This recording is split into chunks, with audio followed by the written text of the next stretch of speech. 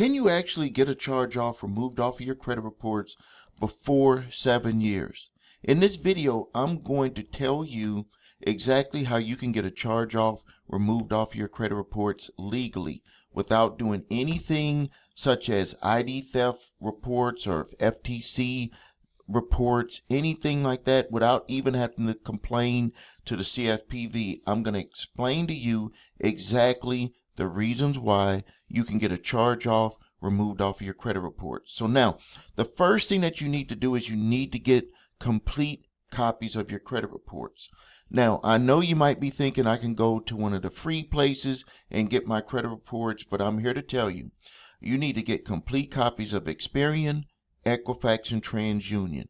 Let me tell you one of the number one reasons why is because the data that's inside of that charge off trade line is going to be the information that you're going to be able to utilize to get that charge off removed off of your credit reports. So if you don't have copies of all three credit reports, what I want you to do, and this is well worth your time, go to www.your3scores.com to grab your TransUnion, Equifax, and Experian credit reports and all three scores.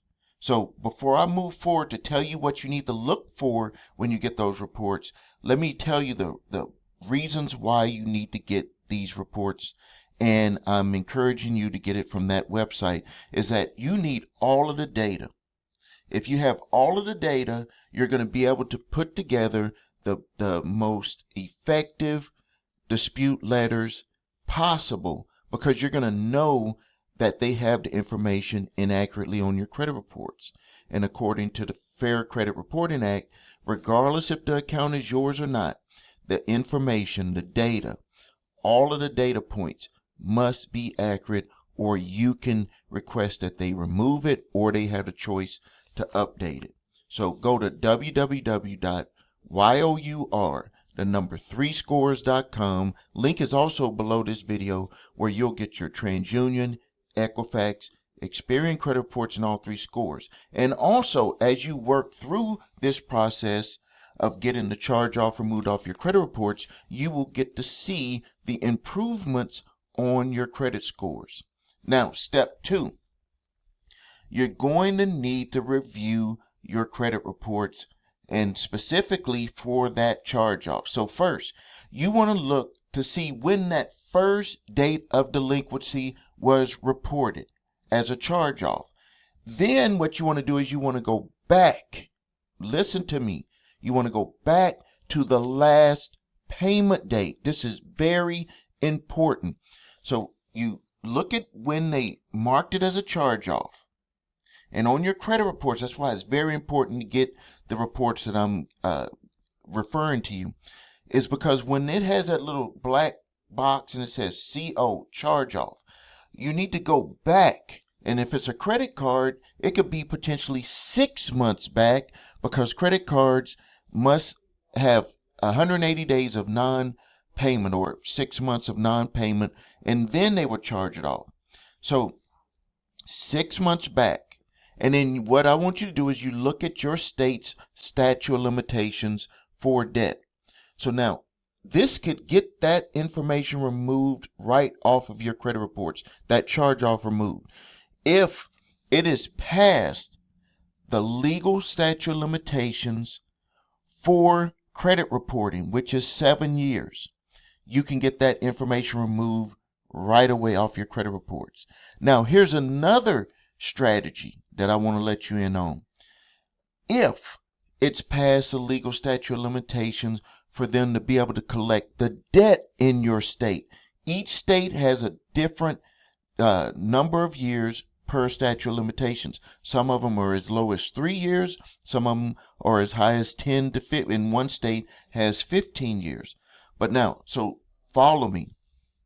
If the debt is not legal for them to collect because of your state specific statute of limitations, and I'm not talking about if they sued you, I'm just saying if the debt is still with that company, or they even maybe sold it to a debt collector, it doesn't matter. The the date of your last payment is when the clock starts to tick for collecting on that debt.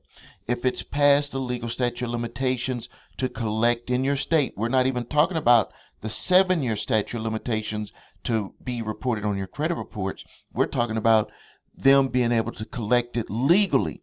You can utilize that information to, number one, get that balance taken away because you have no legal obligation to pay it. But in that same thought process, if there's no balance because there is no balance that it has to legally be paid, what does that mean? That means that they have actually reported it inaccurately on your credit reports. And that goes into the second way. So to be able to get that information removed off your credit reports, either before the 7-year statute with the Credit Reporting Act or your state's specific statute of limitations, you would be able to use that information by drawing that up in a letter, dispute letter, and sending that directly to the furnisher, which would be the collection agency or the original creditor. And where do you get that information from? You get that information from the reports that I just recommended to you. It will have those addresses, and those must be the appropriate addresses because they put that information on your credit reports. Now, if it has any of that wrong information, you could utilize that in a simple dispute letter to be able to get that information removed. Now, let's go into even further. What if they misspelled your name? What if they have any type of information that you could see, because you're going to have the complete information, that this is inaccurate and you can prove it by the way that it's placed on your credit reports? You will be able to utilize that information to get it removed directly off your credit report. Something else that I want you to look at, and this is something that people see, but they don't pay attention to how this is considered double jeopardy. If you have information on your credit reports from, let's just say, a credit card company, that credit card company sold that debt to a debt collector, and both of them are saying that you owe the same amount of debt or somewhere similar or any amount of debt, they cannot do that because they sold their interest to that debt collector. So you would be able to put together a simple dispute letter pointing out to that original creditor that they are reporting inaccurately because they sold that debt to a debt collector. What evidence would you have to show that furnisher, that original creditor, that you know that? Because number one, that debt collector could have put that information on your credit reports, and they have probably sent you a letter saying, hey, we own this debt now. You have to pay us. This is the amount that we're claiming that you owe. You will be able to use that information to be able to get the original creditor's charge off removed off of your credit reports. And that's just dealing with them. Now we're going to move over to getting that information removed from that debt collector. When that debt collector buys your debt, they have to get all type of documents transferred to them. They're not used to people making challenges for all of the documents. They're just used to people haggling back and forth about, do I owe you, and also this amount. That's what they want you to stay focused on. They don't want you to focus on all of the documents and the information that must be transferred, because they're actually buying your data in that same transaction. So what you want to do is you want to put together, and I call it an exclusive certified debt validation letter that would challenge every aspect of the transaction when they purchase the debt. And remember, they're purchasing this debt in big bulks. They're not just buying one person's debt at a time. So a lot of mistakes can happen during that process, but they don't want you to know about that. So what I call it is an exclusive certified debt validation letter. Now, you can try to draw one up, or I'm going to give you an easy way to do it. If you just want to make sure that you do it the right way, you can go to summonsmaster.com, www.summonsmaster.com. All you have to do is get that debt validation letter, get a copy of it, put it into Summons Master, choose debt validation. It will create an exclusive certified debt validation letter. All you have to do is sign it, and then you send that to that debt collector certified mail. It is going to challenge everything possible to make them prove that they have everything to be able to come after you for that debt. Now, what's the next step? Because if they do not respond to you in the appropriate amount of time, you can use that same information to get it removed off your credit reports. And here's another thing that you need to keep in mind, and that's why it's important to have a credit monitoring service that continually updates. A lot of people don't know this. Once you make that dispute to that debt collector, they must put that information on your credit reports that you are disputing that collection that they purchased. If they don't do that, they're in violation of the Fair Debt Collectors Practices Act, because as a debt collector, when they buy debt and it is disputed, if it is disputed, they must mark that on your credit reports. So now, as always, if you find this information valuable, please click the like button, share this video. I would really appreciate it. Subscribe to the channel. Now, let me tell you, before I get into what you can put in your letter, yes, there are more effective letters that you can put together, but for keeping this video simple, what I want to do is I want to give you a simple outline of an effective dispute letter that you can utilize to get charge-offs removed off your credit reports. And then I'll give you some options later if you would like to have our company do it for you. We want to put something together that's going to give you the best chance of being able to be successful with the dispute.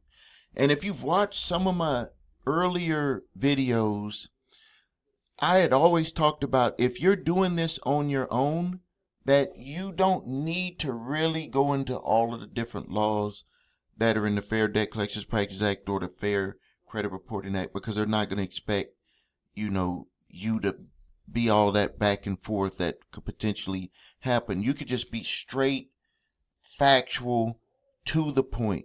So let me give you an example.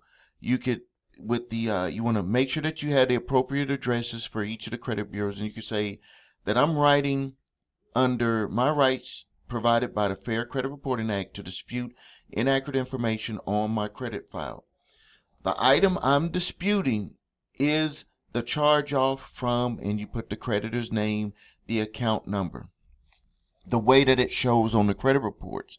Very important, because what they're going to do is they're going to match it up, and they use computers to do this. So if something is not matched with the way that it shows on your credit reports, guess what? It's just going to spit it out and say that it was verified.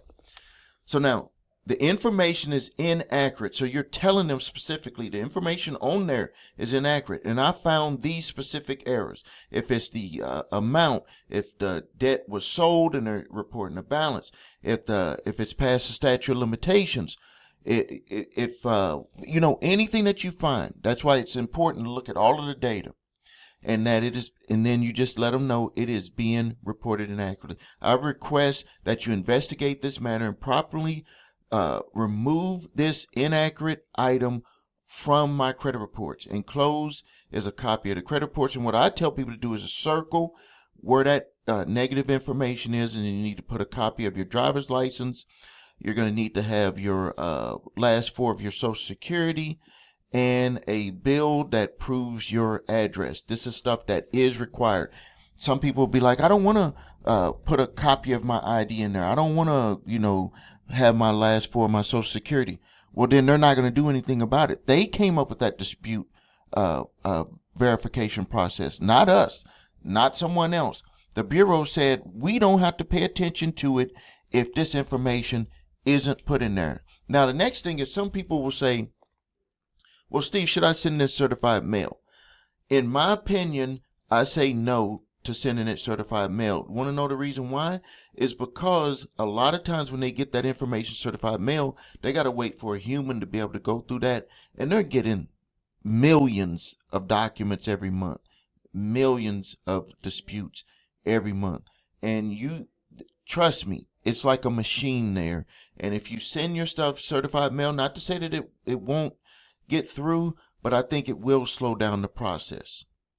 So now let's talk about if you are too busy to be doing all of this yourself. You got to deal with family, got to deal with your job, you want to relax, you want to be able to, have free time. The Credit Repair Shop, what we do is we help busy people fix their credit and increase their scores and lower their debt. So you can go to thecreditrepairshop.com, watch the video, what makes us different. So you can see my 8-point validation process, my 2-phase settlement process. If you need your credit reports and scores, and we can help you with this, go to your3scores.com, your3scores.com, where you can get your TransUnion, Equifax, Experian credit reports, and all 3 scores. If you have debt collectors coming after you early in the game, you can actually stop debt collectors from, number one, putting the information on your credit reports because you properly dispute them, and getting that information off of your credit reports.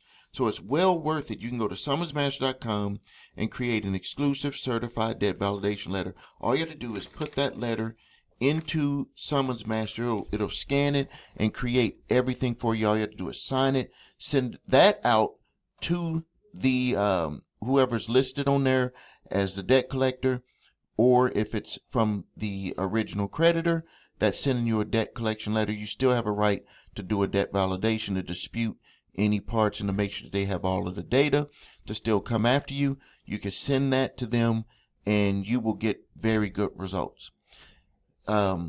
Please subscribe to the channel. Post your questions and comments. This is Stephen A. Williams, President and Founder of thecreditrepairshop.com.